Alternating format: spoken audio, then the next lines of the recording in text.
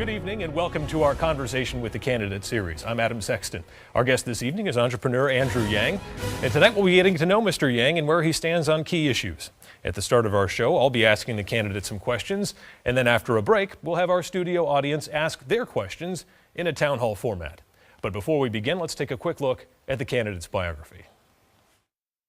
Andrew Yang was born in upstate New York and graduated from Phillips Exeter Academy here in New Hampshire in 1992. He studied economics and political science at Brown and went to law school at Columbia. Yang worked for a healthcare startup and ran a national education company. He then founded Venture for America, an organization helping entrepreneurs create jobs in cities like Baltimore, Detroit, Pittsburgh, and Cleveland. President Obama named him a presidential ambassador for global entrepreneurship in 2015.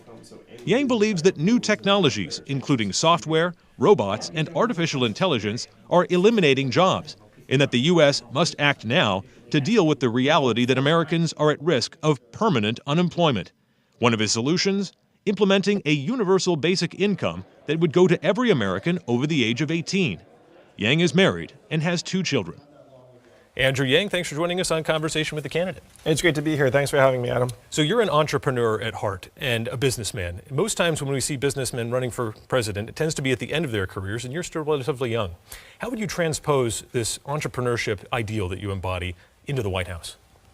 Well, the reason why I'm running for president is that I don't think we have that much time. And if you look at what's happening with new technologies around the corner, self-driving trucks are being tested in the Midwest right now, and driving a truck is the most common job in 29 states.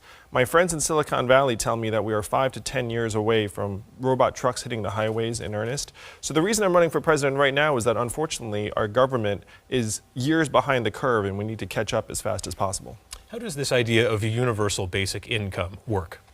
Well, the way it works, and it's a very old idea, Thomas Paine was for it at the founding of the country, Martin Luther King, Milton Friedman were for it in the 60s and 70s, and Alaska's had a dividend in effect for 37 years where everyone in the state gets between $1,000 and $2,000 a year, no questions asked.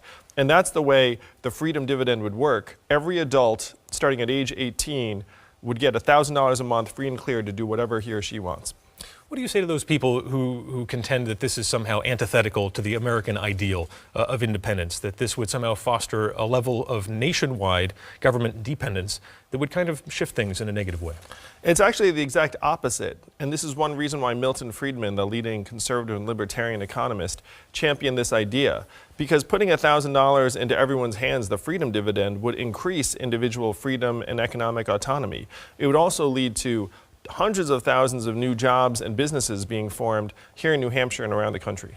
You write in your book, The War on Normal People, that there is a geographic problem in this country. So much wealth and opportunity is being concentrated at the coasts, and the interior of the country, rural America, is suffering. What can you do beyond the universal basic income to reverse that trend, which seems to be beyond touching or fixing at this point? Yeah, and that's really why I'm running for president, Adam, because if you look around us, 30% of Main Street stores, particularly in rural areas, are closing because Amazon is sucking up $20 billion in commerce every year. And so looking into it, the freedom dividend is the most effective and powerful way we can get resources into the hands of rural Americans in northern New Hampshire and around the country. These ideas have brought you a lot of attention, and deservedly so, because they're bold.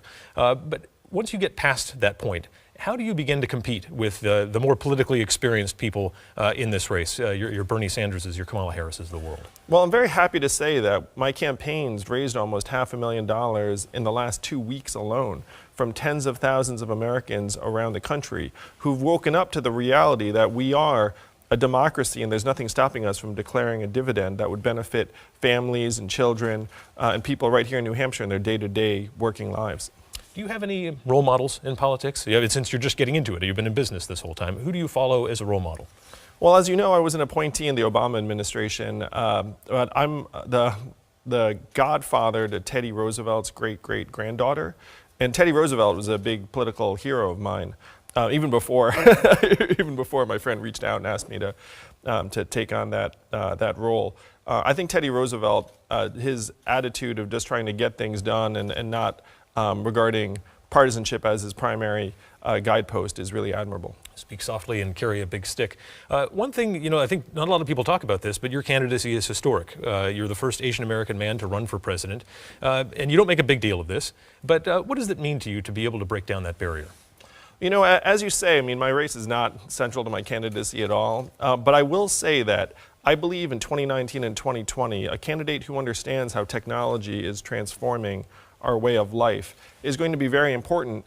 And most of our candidates, no knock on them, but they don't understand technology in the same way that I do.